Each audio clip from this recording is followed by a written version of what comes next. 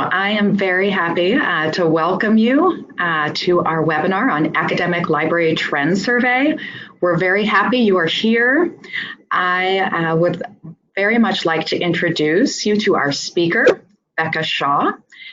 She is Market Research Analyst at Sage Publishing. She oversees a great deal of market research at Sage, and we're very excited to share results with you from our most recent survey. My name is Christy Ward. I am the Library Editorial Director at Sage Publishing, and I will be serving as the moderator today. This is a 1-hour webinar. We will be recording it and archiving it for future viewing. We will be sending out a link so that all of you have access to it in the days to come. So stay tuned for that email.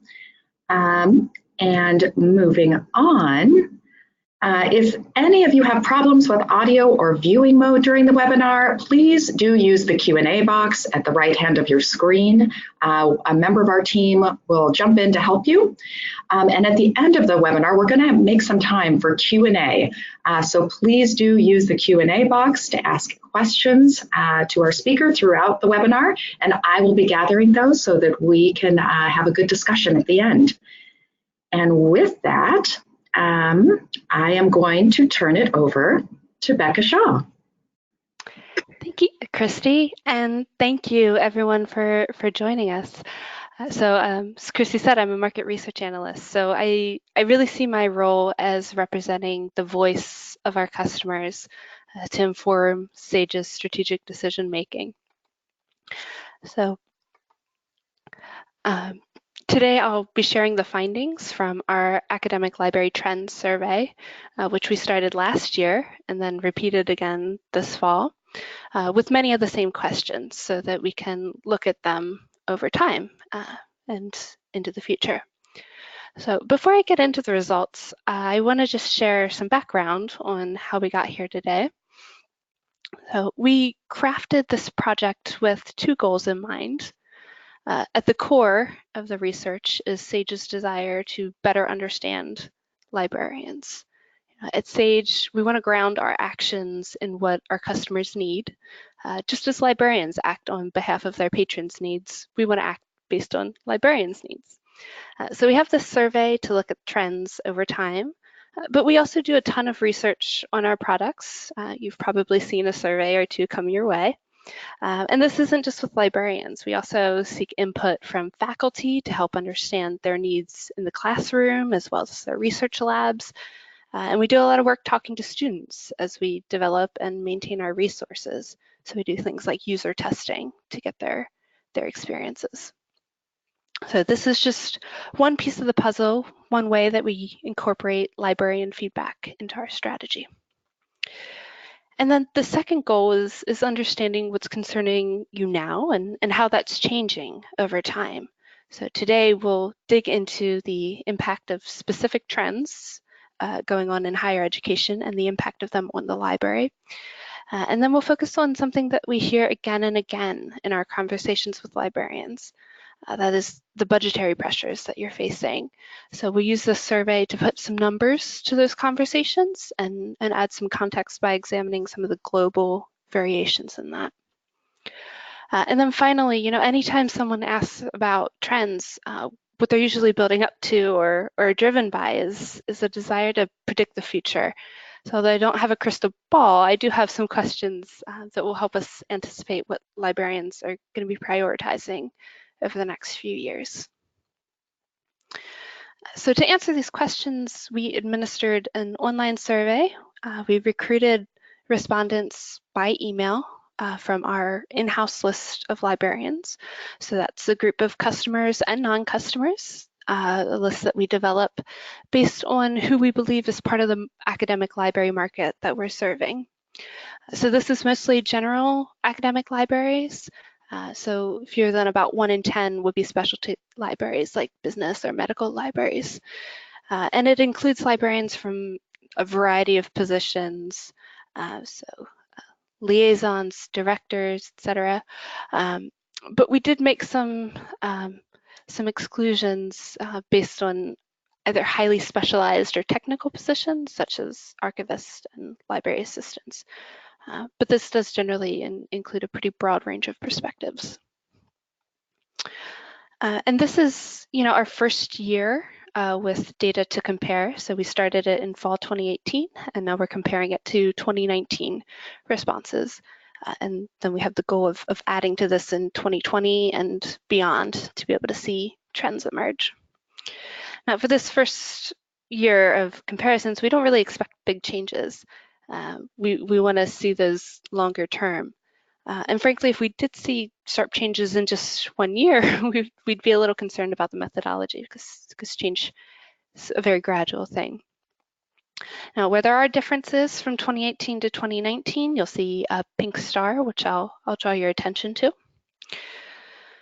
So we pulled the two different data sets for this presentation, but they're not necessarily the same exact people responding. So to account for that, we've weighted the data to make sure that the types of institutions represented in each year are similar so that we can be more confident that any differences, or in this case lack thereof, is not because our respondent population was different, rather because we made a very explicit effort to keep them as similar as possible.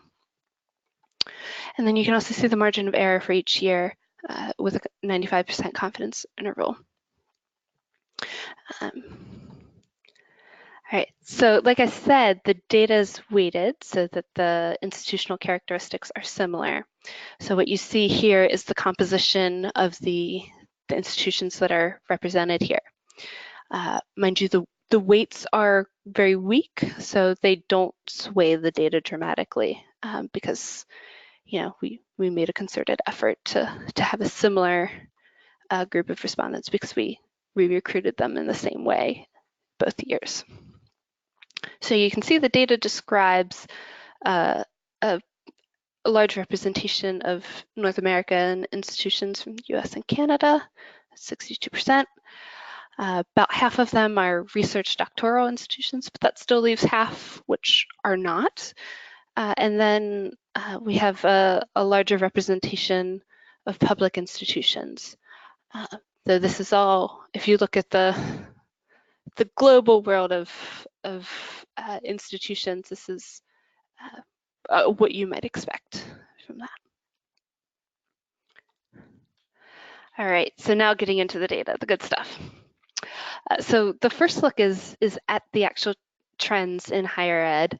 So these are drawn from the issues that we hear about constantly. Any day that you open up inside higher ed or the Chronicle, you're bound to see one of these issues in the headlines.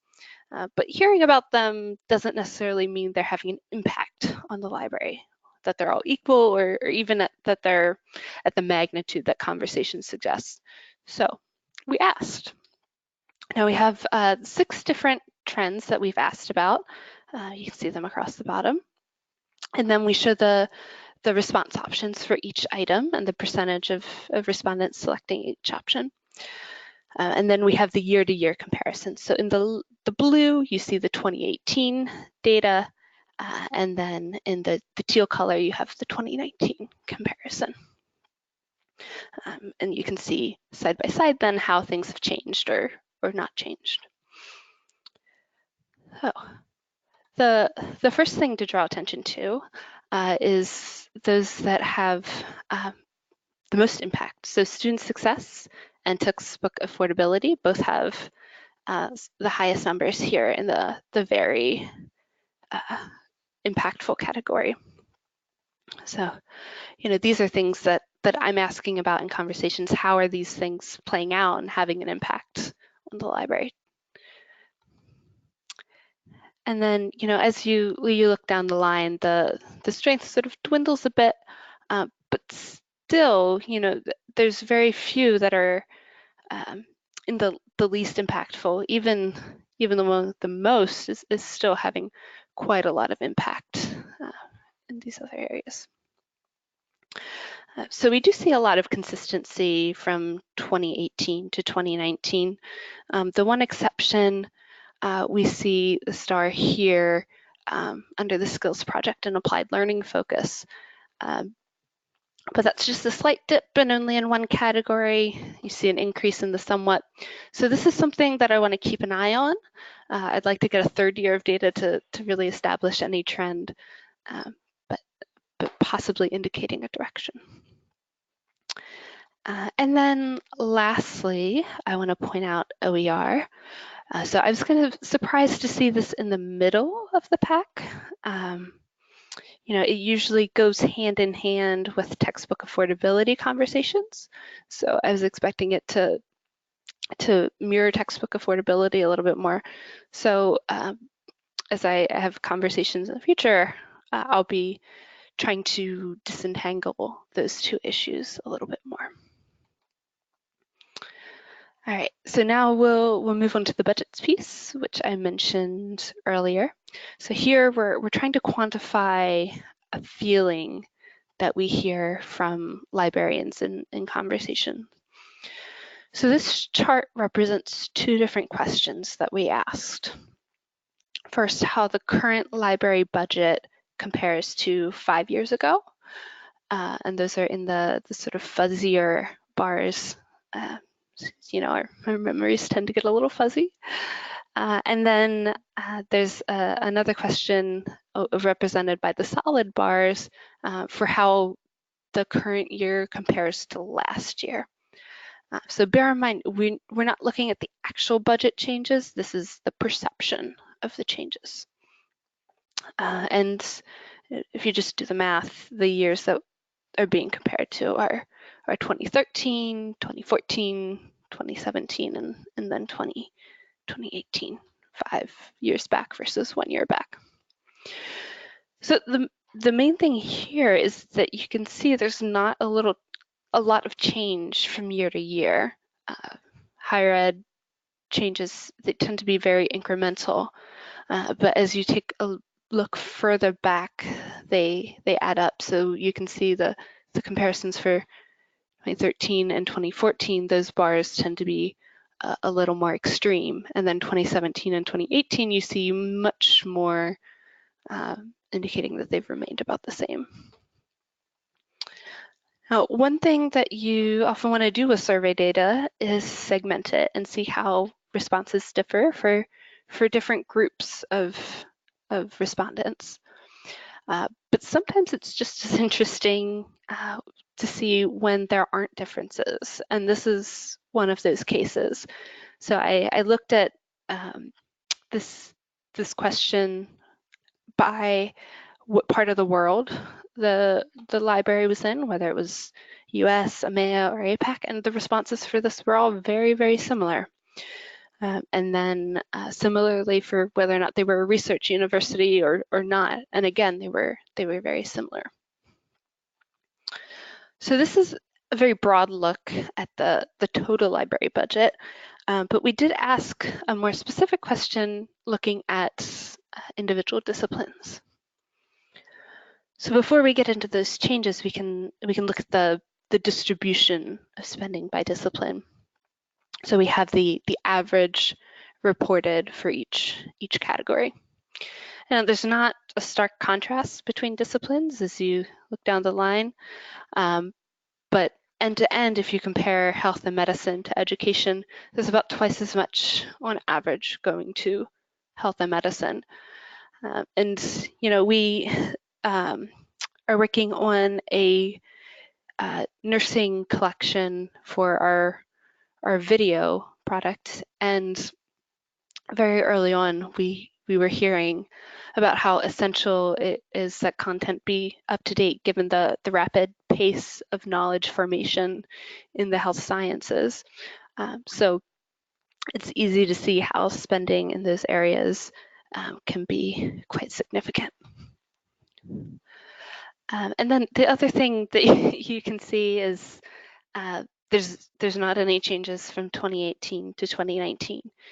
So this was very stable. But bear that in mind as we go to this next slide, because here there are lots of pink stars, at least compared to the rest of the presentation. So there's a little bit more volatility from year to year. So this is one of those things that I really want to watch as we add more data in coming years. Are these, just annual adjustments that come out about equal, or is disciplinary spending going to strategically shift? So this is something that I want to better understand. So, this is an area where I would certainly invite feedback.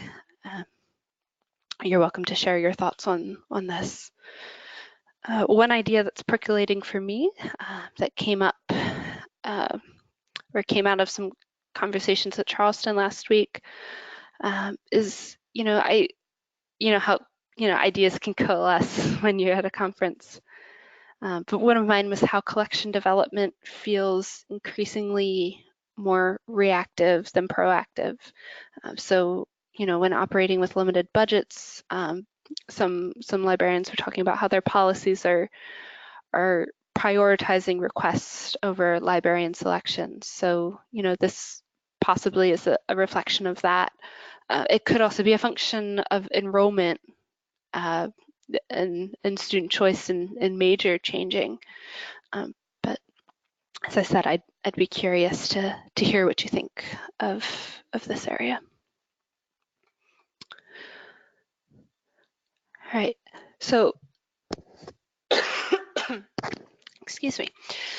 So now I need to caveat that the data gets a little self-indulgent. So there are some things that I've observed or heard others talk about that I've thought needed quantifying. So this question goes back to a story from, I was visiting a university around Baltimore, and then I just kept noticing that same idea coming up in other conversations. But being a researcher, I know that there is this phenomenon, an effect of noticing something once you're aware of it. So it's called the frequency illusion, or you might know it as the Bader-Meinhof phenomenon. So worth looking up and just being mindful of as a critical thinker.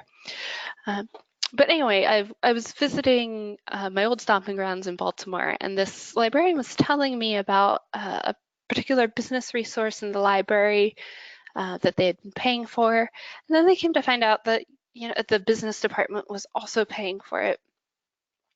So they ended up coming to an agreement where they each funded a portion of it and saved each of themselves some money. But after that, I kept hearing examples of this same type of thing come up again and again in these one-off instances. So I was wondering, how much is this actually happening? Another area where it came up a lot was with technologies for learning and research that are rooted in the library, where you have stakeholders across campus, particularly the IT office. So wanted to know how many libraries are actually partnering with other parts of their colleges or universities to make purchases. And here we had about 40 and 50% are having these collaborations. And this does appear stable from year to year. So, again, and another indulgence, we noticed this curious sales trend, a difference in business model preferences for North America markets compared to EMEA and APAC. So I wanted to know if this was just us or if it was indicative of a larger cultural difference. So before you run any survey, you should first see if this is data that you can find from another source. And in this instance, and what I'm showing you here is that it was partially. So this is data from the US Department of Education. So they require that any institution to be eligible for federal financial aid, that they self-report various data points, things like enrollment numbers, financial aid figures, attendance costs, and a lot of other things. But among those is data on academic libraries. So one of those data points is represented here. Now, the drawback and why I still asked it in the survey is because the Department of Education data only applies to US institutions. So it doesn't really answer my question. But it does go back quite a long time. So there's this interesting trend that you can see emerge. This is exactly the kind of thing that we want to be able to see with this project. So you can see over time, there was increasingly more going to subscriptions and less going to one-time purchases, and changing at slightly different rates for different types of institutions. So more subscriptions at master's level universities, and fewer, but still majority, at associates.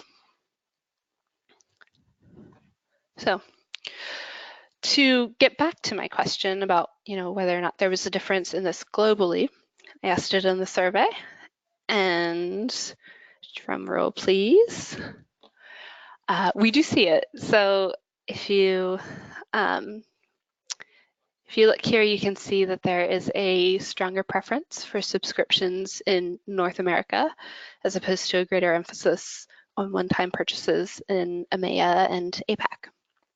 Now, granted, both of them are majority subscription, but this variation does have implications for how a US library would manage their acquisition strategies as opposed to someone in the UK.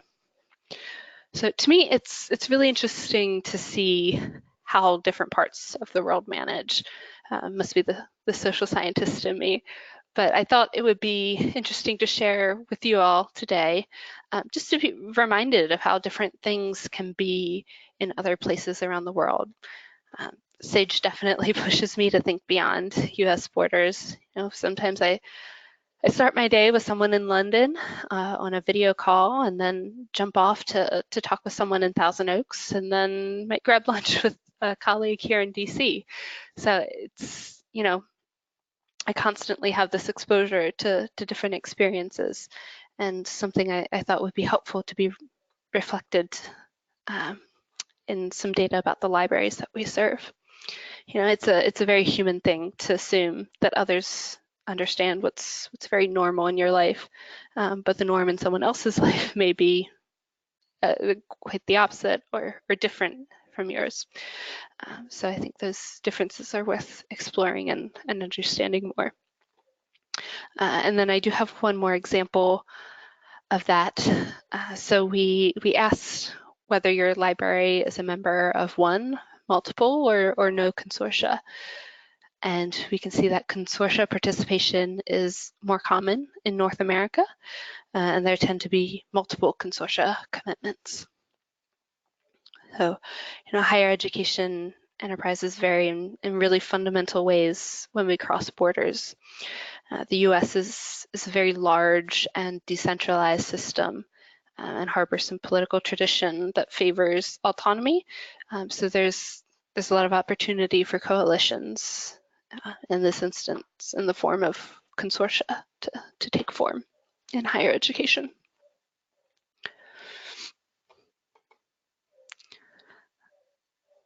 All right, so finally, I wanted to end with a look at technology adoptions. So this, to me, is about looking ahead and anticipating the technologies that are going to support libraries of the future. So the first thing you'll note with this slide is that I don't have 2018 and 2019 data. There were no differences. So I just showed the 2019 data because it got very messy in trying to show both. So you can see that the chart is organized by the type of response category for each item. So here we can see all those who already own each type of technology, those who are seriously considering, and so on. And then they are listed in order of how many already have adopted that technology.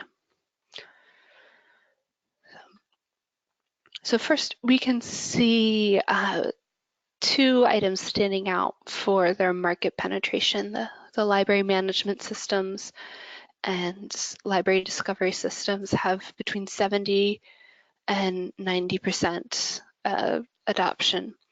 So this is sort of our benchmark for what a matured life cycle is. And then the next thing I wanted to look at in looking at the responses to this question was what libraries are considering. So what pops out in the seriously considering category? And we can see that data repositories stand out, as well as research data management tools. So an interesting theme around data tools. So this is something that I'll be watching. And then I'll also add that these were particularly relevant, or we have a higher level of interest at research universities, as one might expect given their research and related data missions. And then finally, we want to look at the things that the libraries are not considering for the lowest responses, because I think fewer here indicate, excuse me, fewer here indicates that it's something that they're not ruling out just yet. So, here at the first we have, the library management system and library discovery systems are very low, but that's, I think, a function of the fact that they have such a mature place in the market already. So the next one that is not, that has fewer responses here would be tools that improve remote access. So that's something that I'll be watching, because to me, I think this indicates that maybe the market hasn't received a satisfactory solution, or at least not to scale. So be interested to see what comes out here. All right, so that wraps up the charts that I wanted to share. So I think the key thing here is that, just with last year and this year, there wasn't a whole lot of change. And that might sound boring, but I find it actually quite comforting. Lately I've been reading a lot about how technology is going to transform the world as we know it, and I've been feeling a little overwhelmed by that. But I think in reality, it's going to be something much more manageable. Just if we think back to 30 years ago and what we would assume a meeting like this would look like today, I don't think that this would have been the solution people would have predicted. Maybe more holograms, but here we are, and still, using telephones and such. So, yeah, I'll Wonderful. take it over to Christy to share some questions. Absolutely. Thank you so much, Becca. Such an informative presentation. Now we're going to spend some time addressing some of the questions from the audience. So just as a reminder, please continue to send them in the question box on the right side of your screen. And something I didn't mention earlier is that you can also use Twitter with the hashtag Sage Talks. So a few questions that have popped up, and the first one is from Krista, and this is on the slide of budget trends. The question is, did the budget remain the same, include the inflationary cost of cereals? The comment here is that there could have been a de facto cut. So a question here about inflationary costs of cereals in the earlier slide you had, Becca, on budget trends. Yeah, so the question was a very general to try to capture the feeling. So I think it would be something that would vary from individual to individual and how they interpreted the question.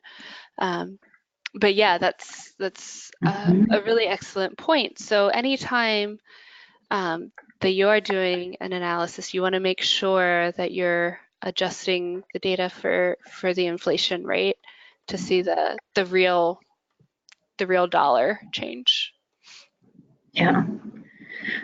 Krista had another observation on this slide as well. And the observation here is, what we may be seeing is a greater increase in affordable resources rather than OER. Mm-hmm. So if you wanted to comment on that as well.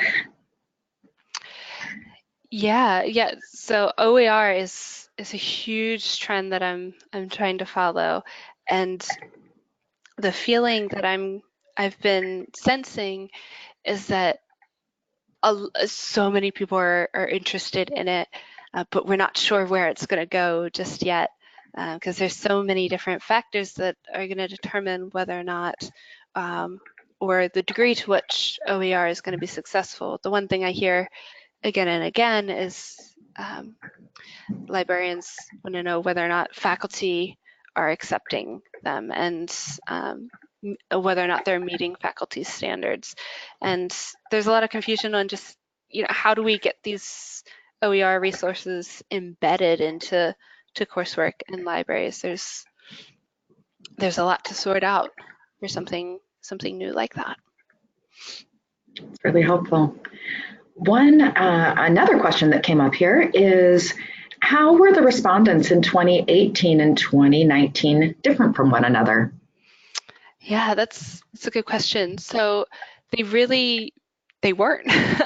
um, so we did a lot of work to just do our best to make sure that we were inviting the exact same group of people to respond to the survey, and then just looking at the characteristics of those who responded in 2018 and 2019, they were very similar.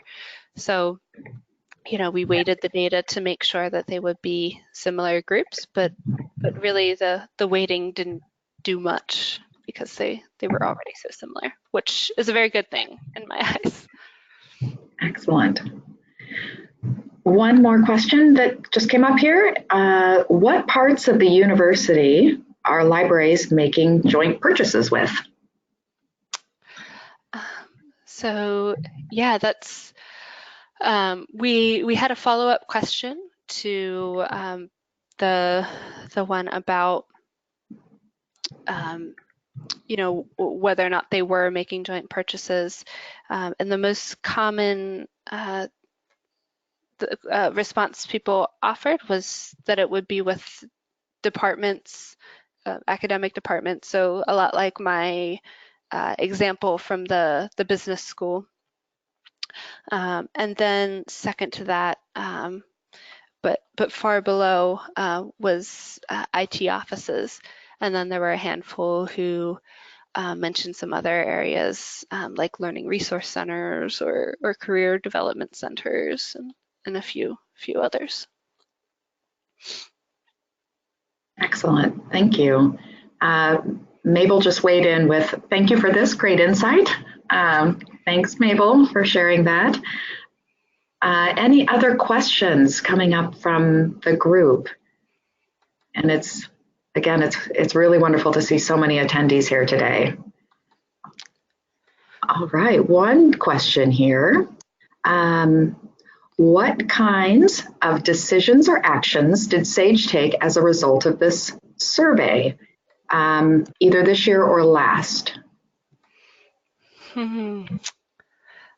Yeah, so this is something that we're still processing, but we are, one of the pieces of feedback that we've gotten in doing this was that we want you to not just hear what librarians are saying, but also what do our students need. So we've really done a lot in trying to figure out how students respond to our resources and doing more user testing with them.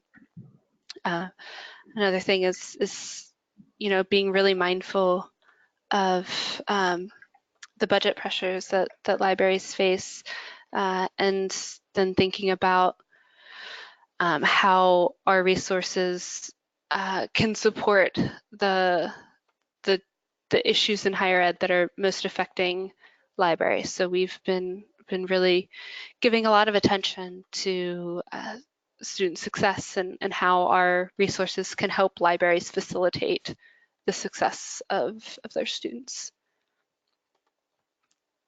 Great, thank you. Any other questions from the group today? Just watching the question box. And I think I'm not seeing any more questions. And we can certainly wrap up early if needed.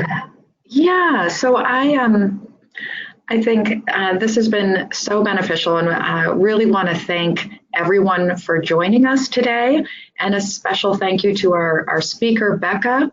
In the coming weeks, please be on the lookout for a recording of this webinar. We're really happy to share it with you. And so just a big thank you to everyone for today. Yes, thank you all for joining. I really appreciate your engagement. And if you have any more feedback, certainly welcome to email me or reach out. So thank you. Excellent.